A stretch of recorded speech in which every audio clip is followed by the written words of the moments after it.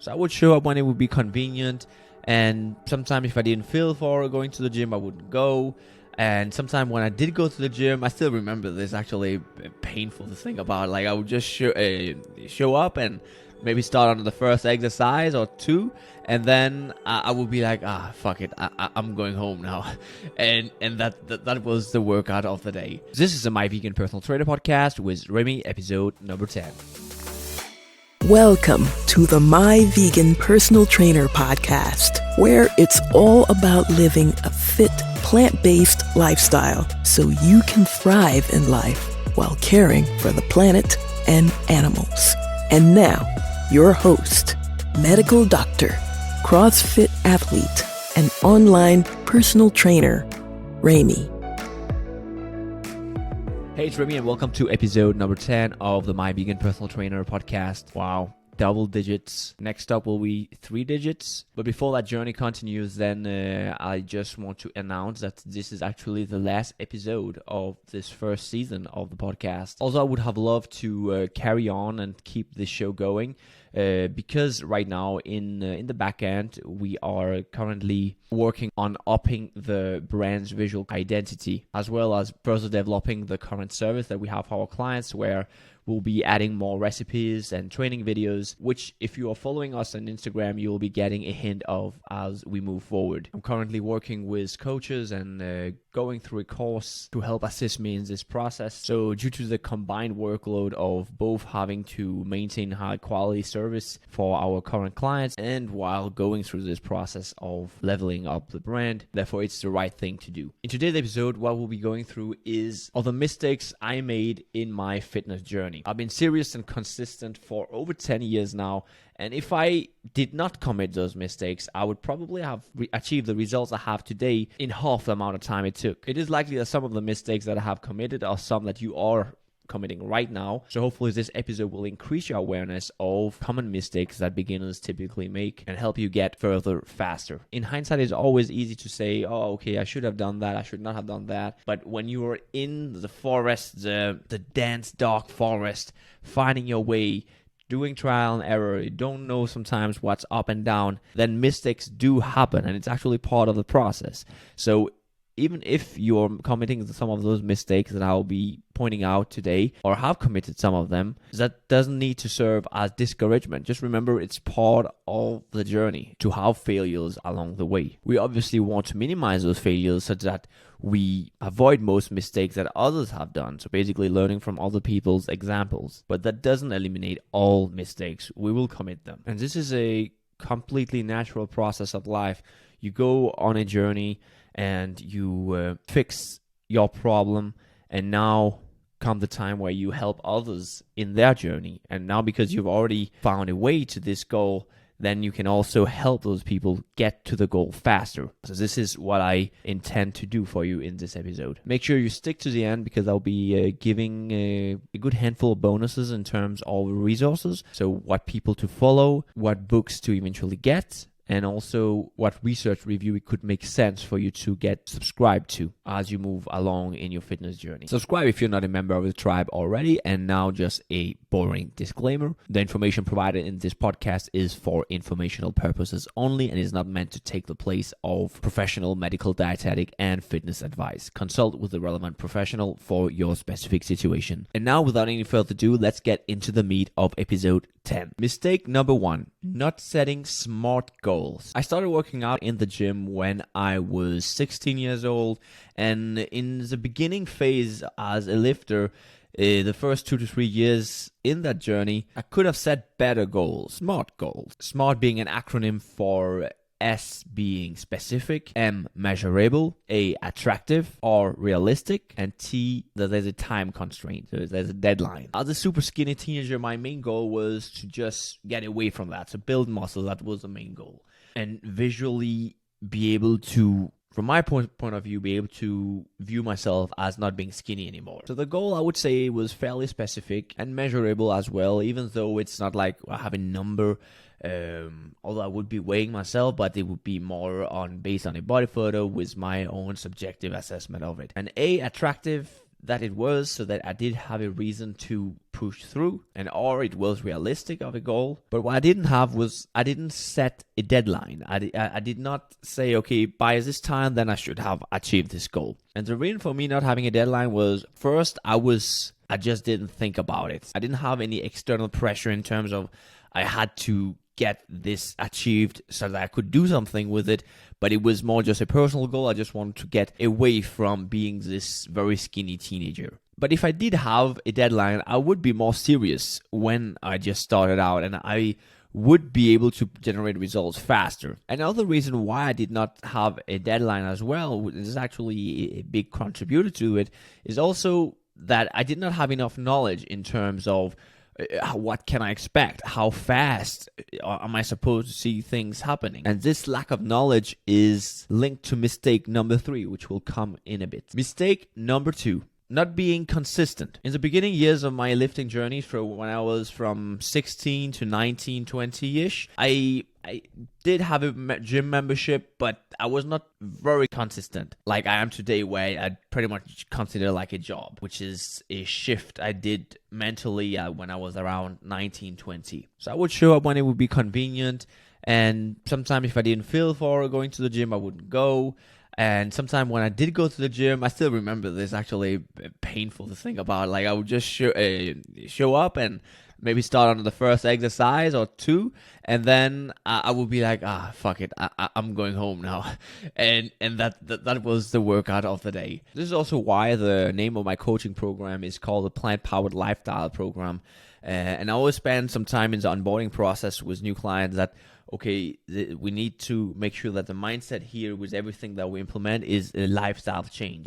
Because if we are just doing it for a period or just focused on the end result, then we won't get there. It will be very unlikely to get there, at least, because this is a long game. When I was about 19, 20, that's where I could see, okay, I'm not really making much progress. And I was like, no, we have to change this. I'm gonna regret this for the rest of my life if I don't make the change now. So I basically flipped it mentally, where I said, okay, no.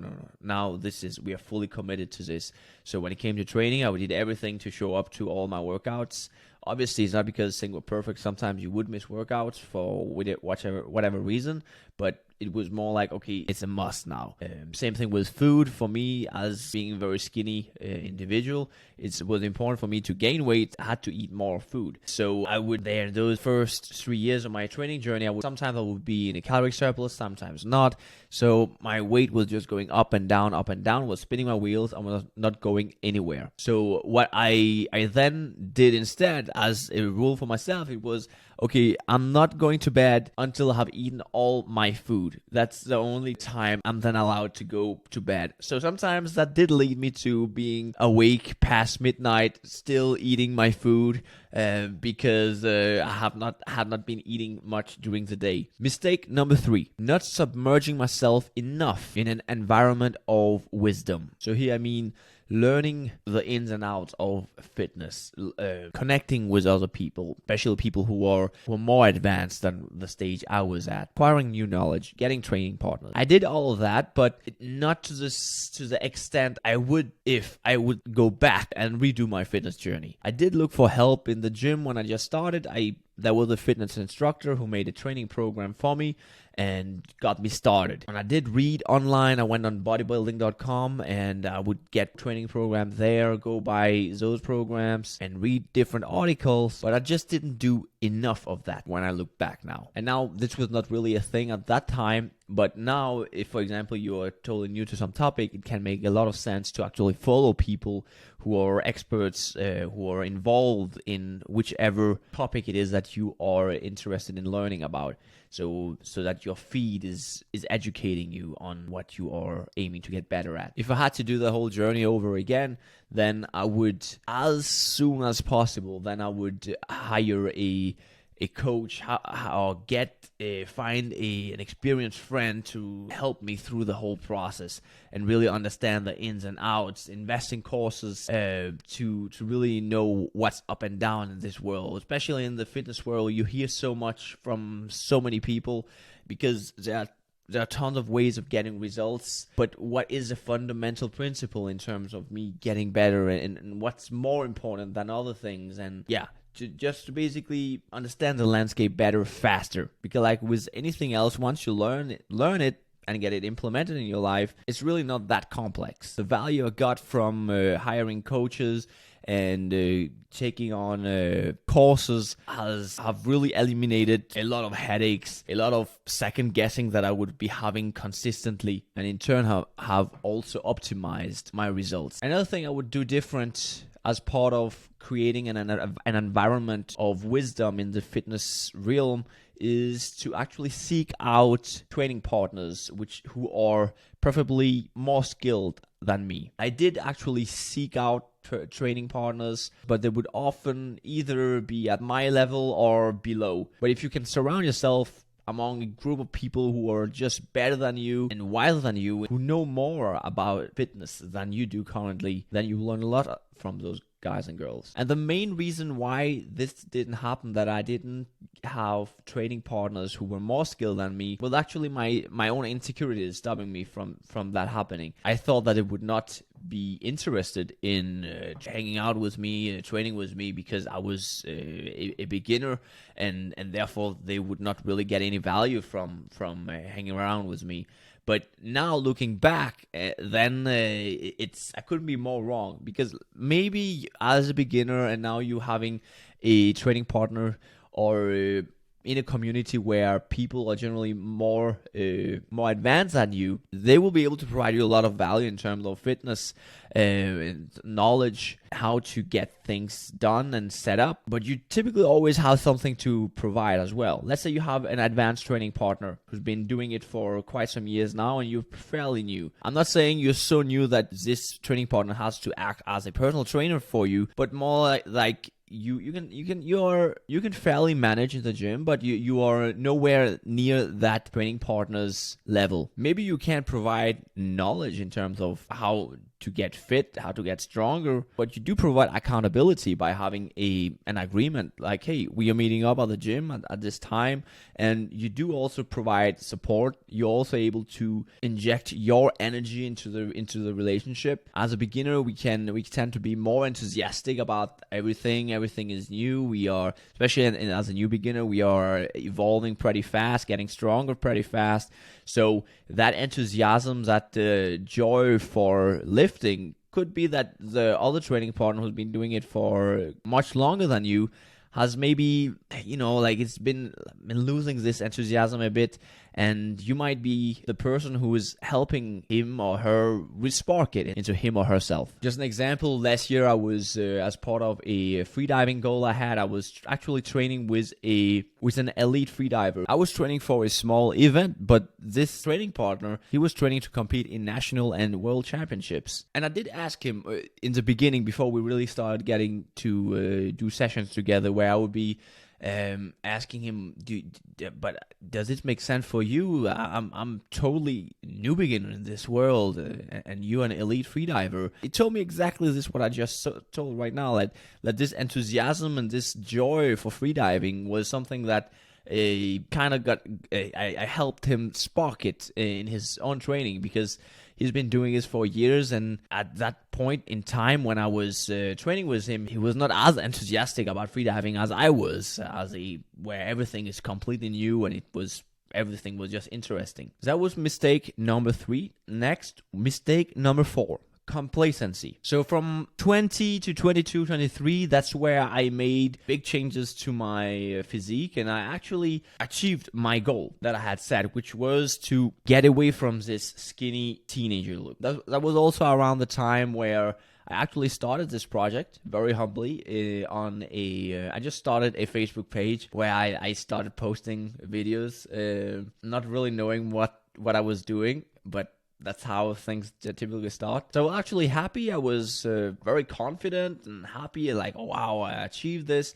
And I then got complacent for a year or two, where I did still make some progress, but it was not as much as I could have in that period, because I was like, well, I'm there. I know enough now. I don't know. I don't need to learn more. I know everything that I need to know about fitness. I'm good. But the thing about life is it's so complex that it's best to just adapt the mindset that either we are getting better or we are getting worse, because it's virtually impossible to get to be at a stagnant, real actual maintenance phase. So better to be lean forward and make sure that we are actually pushing to get better. Also think about it, like when you're in a maintenance, when you're just maintaining things, it also gets boring. It gets old pretty quick. You start realizing that this time where I'm just being complacent, I could actually be pushing it, and instead of being the same place I was last year, next year as well, I could actually have improved myself and gotten much farther. And this not only applies to fitness, but in any other walk of life. This is just my point of view.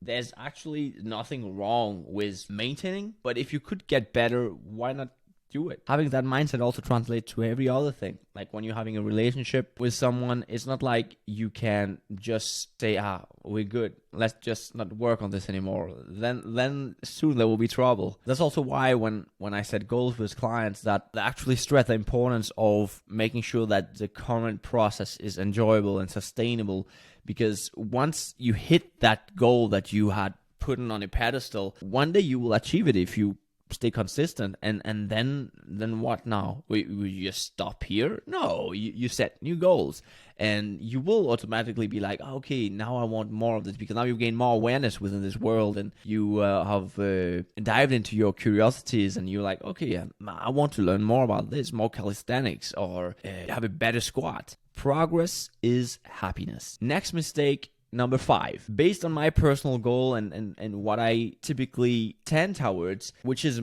more performance than how I look. Obviously, in the beginning, the goal was to not look skinny anymore, to get away from this skinny guy look. But if I would zoom out and really look at the big picture, the goal of training has never really been about just looking good, and that's that. It's always been more about performance than looks. My approach to life in general has always been about performance, and then things looking good being a bonus in the end. Sometimes I would not even care about the bonus. I would, as long as I would know I'm doing the right job, then I wouldn't care how things look on the outside. I wouldn't dress very well I was a teen. I was always wearing jogging clothes. But in that initial phase of my fitness journey, where it was aesthetics that was more important than performance, then I just focused on hypertrophy training in that period. But if I could do this over again, what I would do instead is actually just focus on getting stronger and performing exercises with excellent technique. Because as you get stronger, you will also build muscle. You're also getting hypertrophy when you're having strength as your focus in your training. But again, there's nothing wrong with having hypertrophy as focus. If being a bodybuilder and hypertrophy is all that really matters, then you can definitely just focus on hypertrophy. Now, I'm just saying this based on my goals with my fitness. When I look at my whole fitness journey, when I'm zooming completely out. Mistake number 6. I would sometimes have 4 to 5 hour workouts because I was basically just catching up from sessions that I have missed. Now, there's nothing wrong with catching up. Let's say you did miss something from a session and then you put it onto another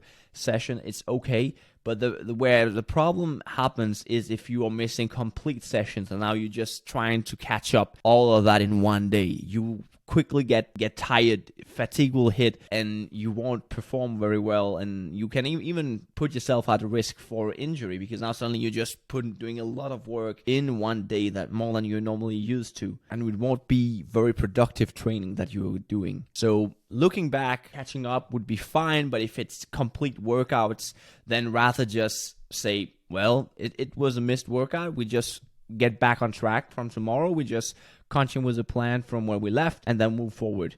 And the missed workout is then to serve as an example of us having to strive to get those workouts in. Mistake number 7, not listening to my body when it would actually be begging for rest and recovery. Back in 2017, due to the combination of me just having learned Olympic weightlifting and still learning, just in this process where everything is new and exciting and just want to do more and more of it, Combine this with me not getting optimal sleep and not feeling too well based on my relationship to my girlfriend at the time, where things were getting a bit stressful. The combination of actually overdoing training, not only doing my regular strength training, but also having Olympic weightlifting training on top, together with not being able to recover properly or as optimal as I could if I was not under a stressful situation, that led me to actually getting injured. It was both in my left wrist, my left elbow,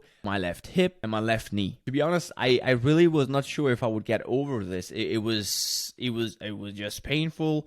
I would just, even if I would lift an empty bar, I would have a lot of pain in my joints. So I spent a whole year where I would be going low weight, high reps on machines and getting my body back up to pre-injury state. But if I actually listened to my body and gave the rest that it asked for, when I really could feel this soreness in my knees, in my wrists, in my elbows, to actually take more rest than maybe is planned in the training plan.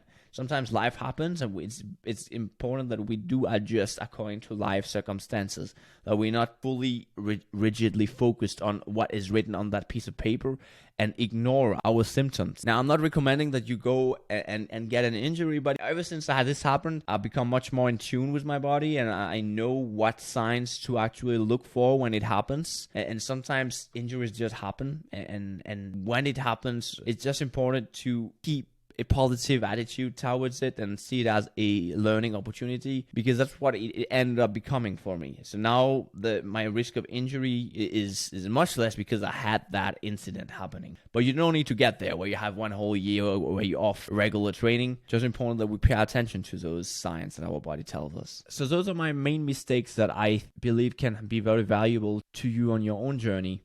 But we won't end there. I will also be giving the good things that I do, so positive examples. So first thing, and very, very important, is doing it for the right reasons. So when I first started my fitness journey, I was 16, 17. You would often see fellow trainees where they are serious for a period for like 6 months, then they get a girlfriend, and boom, they're suddenly out. And you see them 1 year later, and they look nothing like what they were 1 year before. So from the very start, when I actually started, I was aware of this happening, where guys train just to look good for attracting a mate, where I knew that if I would have the same approach, then the day you get a girlfriend, suddenly you don't have any reason to work out anymore, and you discontinue that process. Obviously, it's a nice thing if it helps you get a girlfriend or a boyfriend, but it should rather be viewed as a bonus. You're doing this for yourself. I can recommend this becoming a lifestyle, as already mentioned. Another thing that I did very well, and that I continue to this date to actually focus on, is to only focus on where I am and where I was yesterday, and focusing on just beating me, and getting better from where I was yesterday, and not looking at someone's chapter 30 and compare it to my beginning chapter, and now getting discouraged because I can't lift 200 kilos, but this guy can. It's not fair to yourself as a trainee. You're discouraging yourself without any need. It doesn't make sense. It's stupid.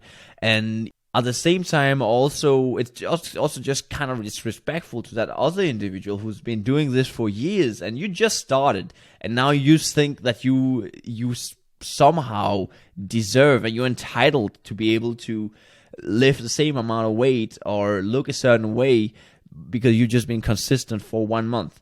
And this actually not only is something I see in the gym, but you also see it in all other walks of life. It's human nature to compare ourselves to others, but you want to do it in a constructive way so they actually make sense. Like, you'll be looking at what others are doing as part of, okay, this is research, this is market research. How does the landscape look like? Where am I in relation to that landscape? And that's that. It shouldn't be like every time we are in the gym, now we are looking, okay, what is he or she doing? What is he or she doing? Okay.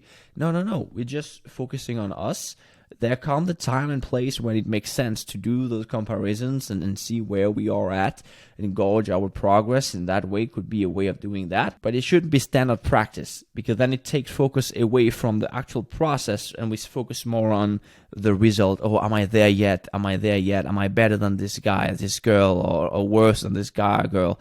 Doesn't matter. The most important thing is that we're getting better than the one we were yesterday. Everybody else is just an alien. They're not giving or taking anything from you. Their success does not take anything from you. Third thing that I did well was, even though now I have said that I differently, what I would have done is search for more wisdom, more knowledge faster. But even though I did not do it to that intensity that I would like, and being in a situation where I did not know everything, I still did do something. I was whatever I knew, I just did what I knew. So it's not like I just sat on my ass and I didn't do anything and just waited till I got everything figured out and now I start. But I just kept going.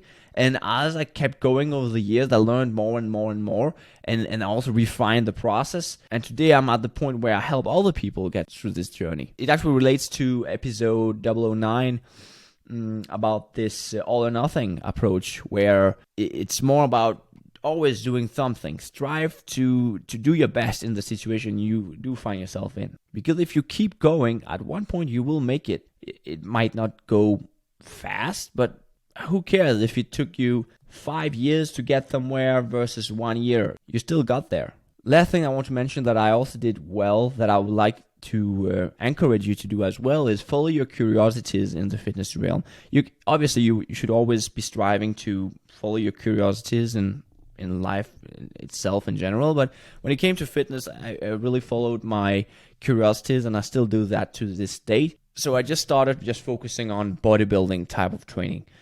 Then I got curious about CrossFit. I was very inspired by military training, and I stumbled upon CrossFit. I tried that out. I actually, just fun story, I actually vomited after my first workout of the day in CrossFit, and I fell in love immediately. So I was like, okay, we gotta keep doing this. Later on, I went in and got more interested in calisthenics, bodyweight training. And doing some tricks. I got interested in running, swimming, freediving, and I just went into those. Maybe at first it didn't make quite sense. Why should I have this in my life? How would that take part in my life by going for those curiosities? But just going out there, making connections will over time make you understand what the place of this thing that you have just stumbled upon. An important aspect when it comes to adherence to your training and nutrition, to your fitness journey, is actually the component of enjoyability. And the more you do this, of following your curiosities, the more you find things that you're actually interested in, that you love doing, and this enjoyability to your fitness journey will help you actually stick to it for hopefully the rest of your life. So let's say right now you're doing some training, you don't really feel it, you don't enjoy that much. Go try something else. Go do MMA or boxing or other type of activities. There's so many sports, so many physical activities you could be doing rather than only doing bodybuilding training in the gym. And then what has actually been a game changer for not only my fitness but for my life is, from what I did in the beginning of my 20s, was actually a friend of mine. He came across a fitness model called Greg Plitt. He passed away due to an accident. He had before been a ranger in the army and was now at that time a fitness model.